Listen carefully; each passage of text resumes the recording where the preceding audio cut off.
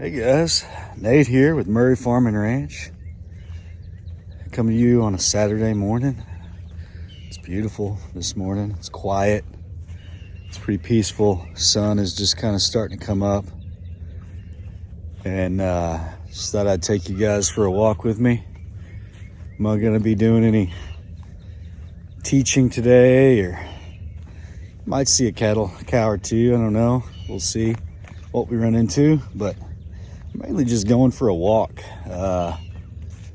I'm working this afternoon, basically all day in the emergency room, and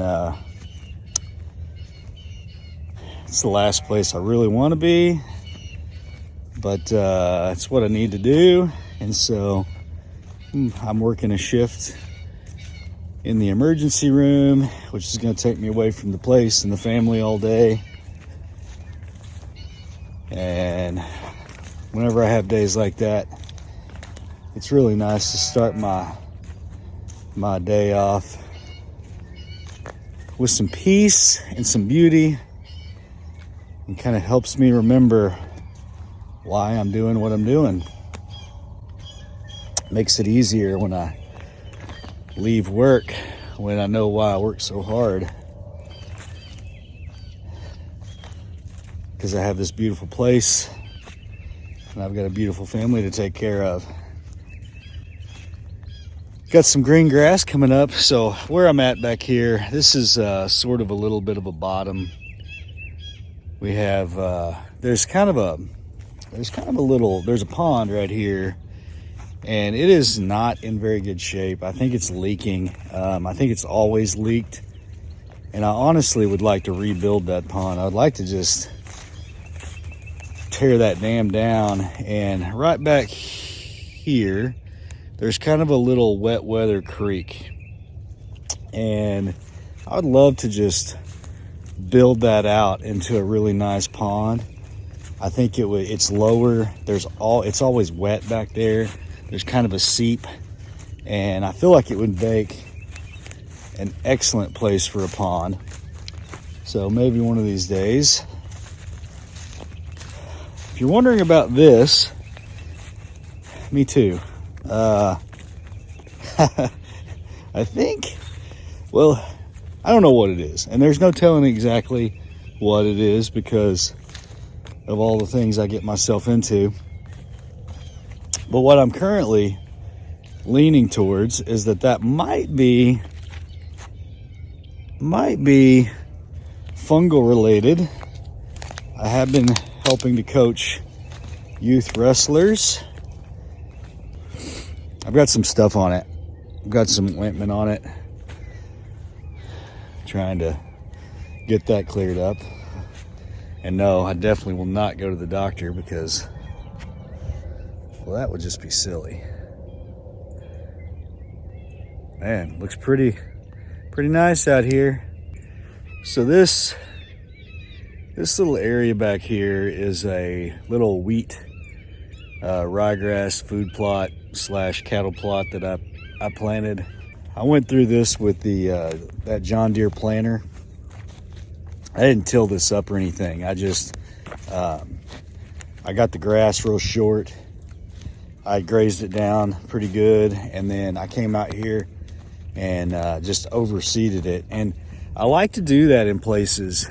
Got a kitty cat following me today.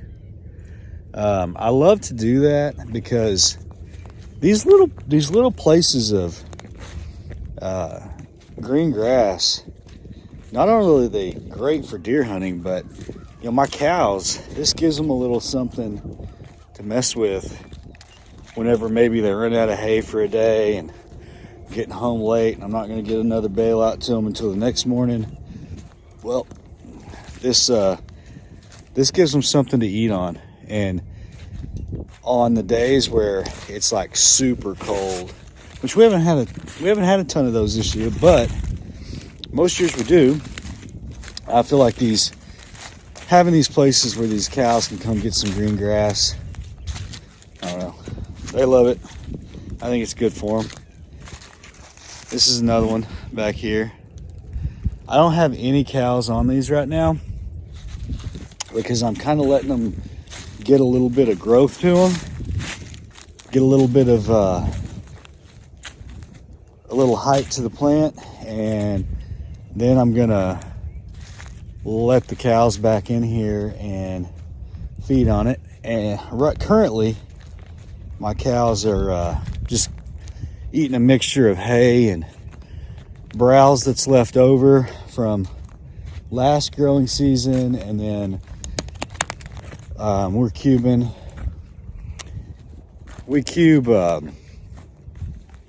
I do about 2 to 4 pounds per head every other day, and that gets them taken care of pretty well. I mean, I feel like our cows are in pretty good condition. You guys saw them last week when I did my little pasture walk. They look pretty good. If you guys wonder what I'm like scanning the ground for, I am looking for deer sheds. They're starting to drop their horns, and so if I see something sticking up, might be next year's buck. So this is a look back here, kind of some of these areas that I've overseeded. We are so blessed here to have such a beautiful place, and I've done a lot of work to try to clean the place up over time. I mean, when we first purchased our property, it had been very neglected. You know, I still have so much to do. I mean, there's just, I'll never probably get it done. I could work my lifetime, and my kids could probably work their lifetime and never be perfect. But it sure has come a long way. Let me tell you, the deer hunting out here is pretty dang good. You can see why.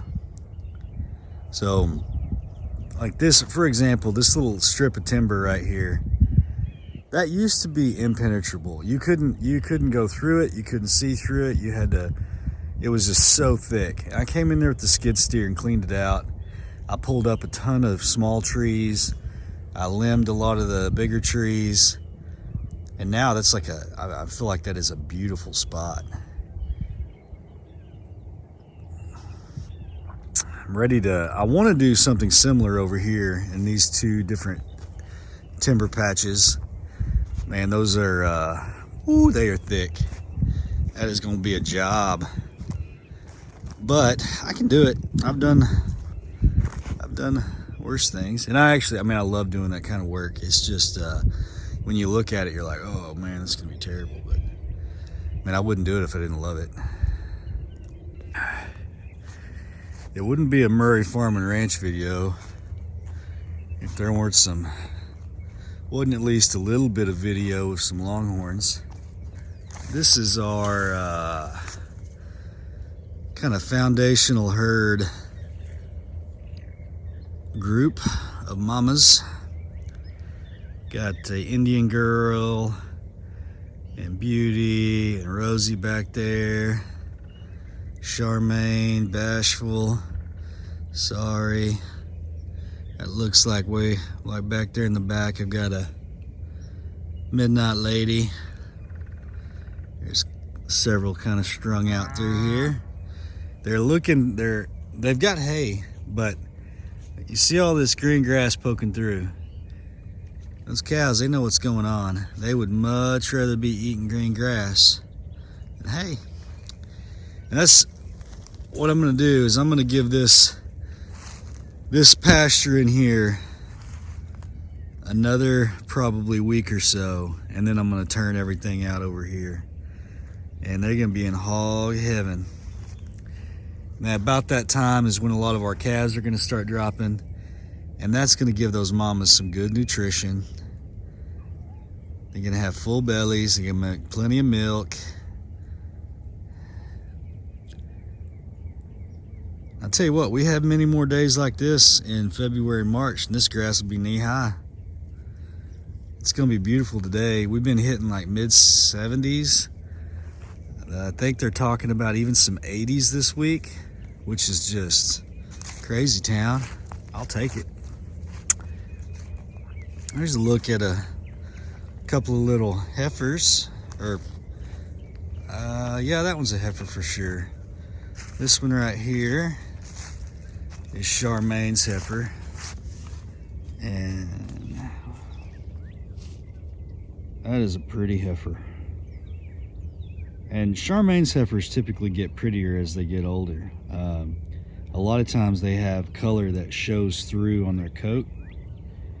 And so a lot of times, a lot of hers have started out with a really white body like this. And then over time, they'll kind of get some undercolor that kind of shows. She's pretty. This is another little heifer.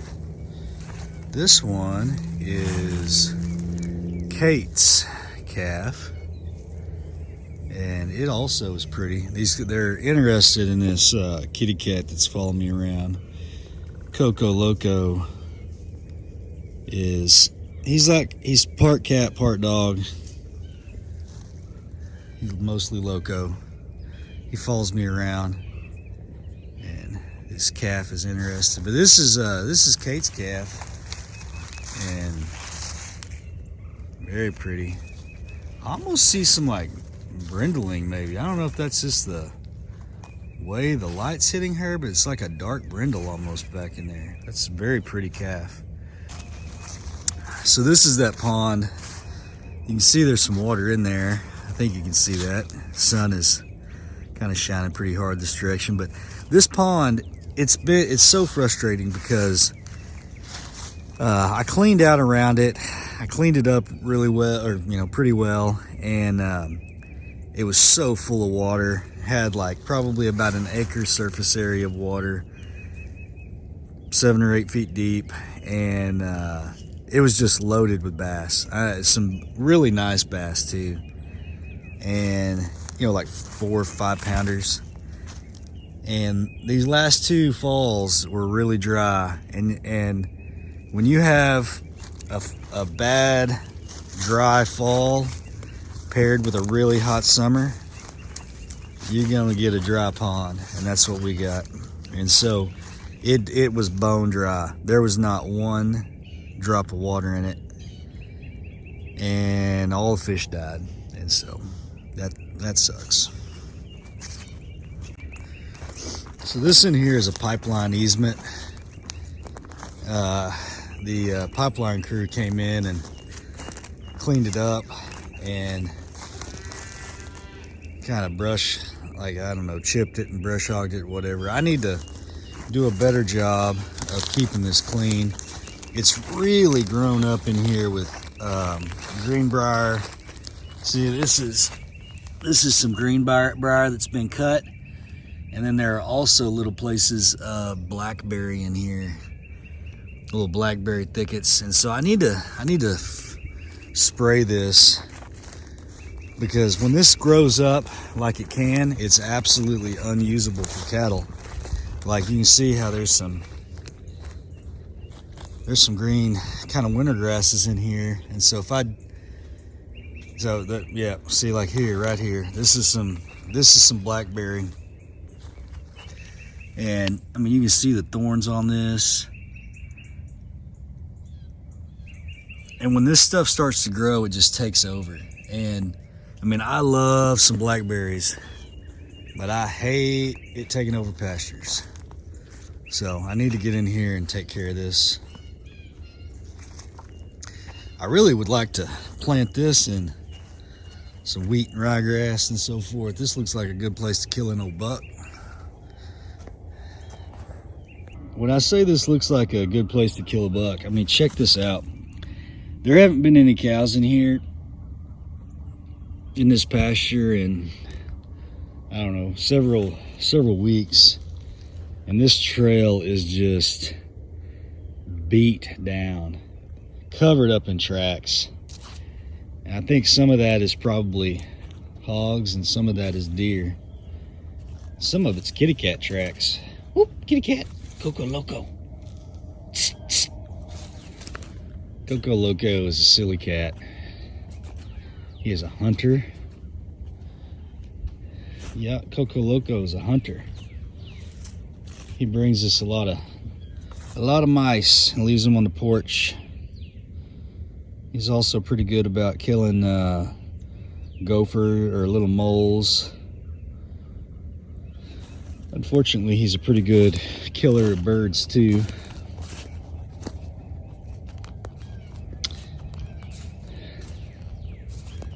Looking pretty good. I got, like I said, this stuff is thick as all get out. What I need to do is I need to come in here with the skid steer and thin a bunch of this stuff. And I could take my my brush cutter and I could probably clean out like all this stuff right here. That would be so easy to just mulch up into nothing. And then kind of get some paths going to where I could get through and then bring my skid steer in and selectively thin trees. So when I would selectively thin trees, I would, you know, absolutely leave something like this, even though that's a smaller tree, that's a pecan tree. And so I would leave something like that and take away stuff like whatever the heck that is. Sumac, I think is what that's called. There's a bunch of elm trees in here.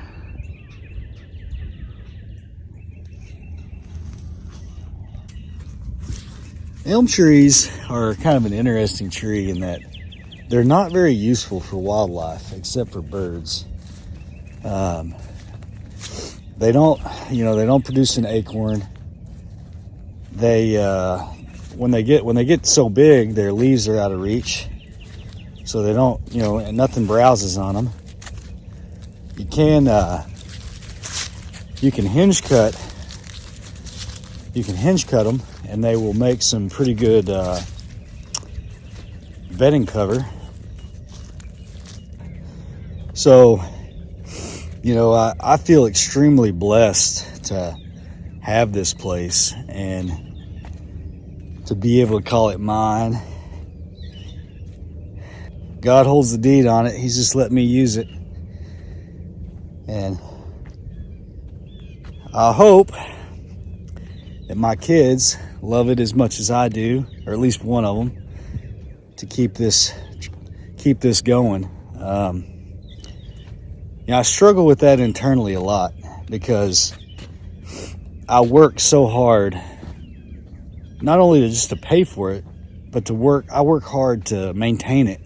You know, I mean, there ain't a Saturday, Sunday that I'm not working, that I'm not out here doing something to try to make this property better, to improve the property value. And improving that property value has nothing to do with ever selling it, because I don't ever want to sell it. And I don't want my kids to sell it. I want it to be a generational farm.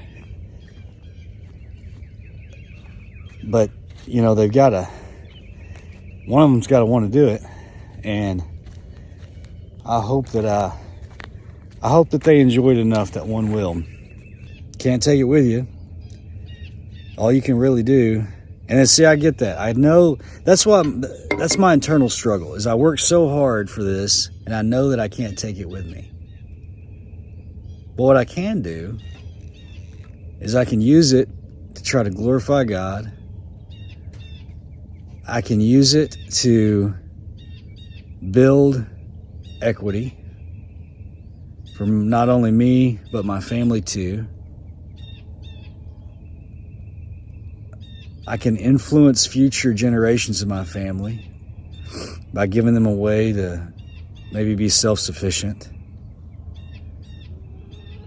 And I don't know. It's a constant thought in my mind. Like, is it worth going to work on a Saturday? Go spend 15 hours seeing emergency room patients when I could be, you know, out on Lake Taylor catching sawguy. But then I wouldn't be able to have these morning walks out here, drinking coffee, watching the sun come up, being followed by a kitty cat, Coco Loco, while everybody else is inside sleeping. It's tough. I'm not gonna change my mind. I'm gonna go to work. I'm gonna pay my land payment. And if I can buy some more, I'm gonna do that too. Well, guys, I hope this wasn't a total waste of your time. Just thought it would give me an opportunity to talk with you guys, give you a little insight into who we are and who I am and what we're doing out here. And kind of an update on the property a little bit. This was mainly just a mental health thing for me.